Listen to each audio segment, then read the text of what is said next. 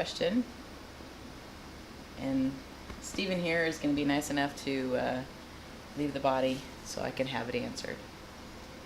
So this is a session. Well, basically, we've been doing sessions for years, and for a couple of those years, Mother here's always been, adding or commenting, saying that, this shouldn't be just exclusively for her. So, hence why we're doing the whole Divinity channel thing.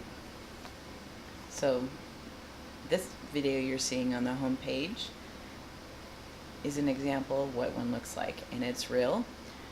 I have not met the person that's going to come through, but I have an intention on whoever is going to come through will be able to answer the question that I have, and hopefully everybody gains from the knowledge, because I think it's a pretty good question. Have a good journey.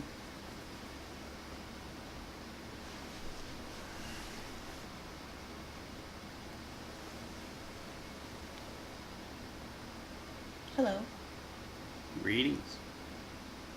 I'm Michelle. I'm Sanji. Hi, Sanji. May I ask how you spell your name? Sanji. Ah. So it looks like Sinji, but you pronounce it as Sanji. Sanji. Thank you very much for coming. You are welcome. I heard that you wanted to ask a very important question to someone you haven't met. Yes. And my question is, how do you, as a person in a body, like I am, manage the feeling of taking a leap of faith into an action that you don't have a certain outcome for? So here, let's define for everyone. A leap of faith, by definition, would be taking a course of action that is against all advice, all set of norms, and that is considered foolish, foolhardy, and sometimes even crazy. Yeah, I would think that would be a good definition. And you're asking, how does one do it, or how does one cope from doing it?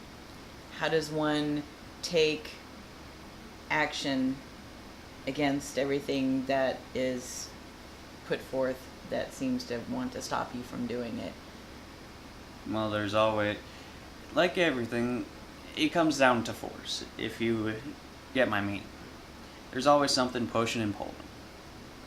So with that being said, usually a greater force is acting on it, and you have had enough of its push and pull, and you wish to break free from it. And usually such drastic actions require drastic means. So such things are called leap of faith. Because you're not continuing to do something that is not working or supportive of you or makes you feel good. Generally. So the leap of faith, if you think of it historically, how many people have taken such a thing in our history? Because those who take leap of faith are either remembered for it or become well off for it. So why it's not something that should be done lightly, however. So is it something reserved for people of vision, of purpose, of greater purpose? No, it's not reserved for anyone. It is a course of action that you can take, but it requires certain parameters. So what are the parameters? Like I said, a leap of faith is best when trying to escape from the push and pull of the force I just mentioned of the analogy. So can you provide an example from... I'll preference this by saying my reason for coming and talking to you today. That'd be great. I may not have myself incarnated, but I was a spirit guide of someone who was incarnated over 150 years ago. Wow, okay. See, my charge at the time was in the early 1800s, here in America. Ah, okay.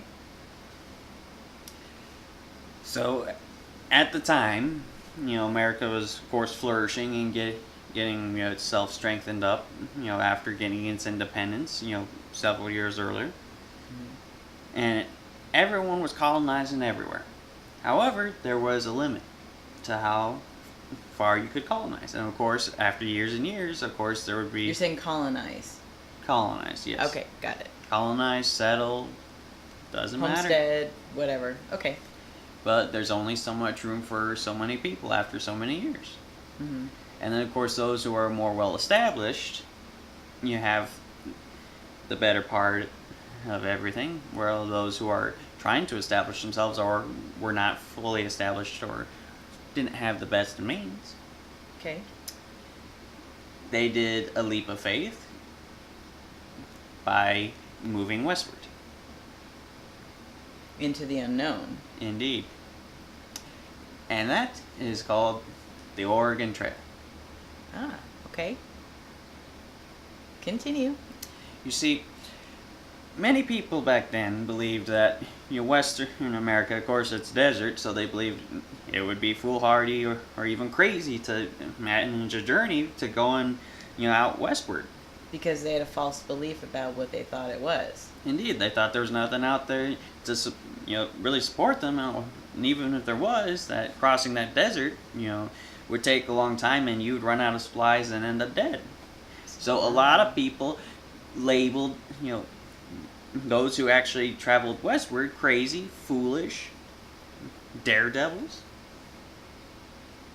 So that in itself is a leap of faith that many people took.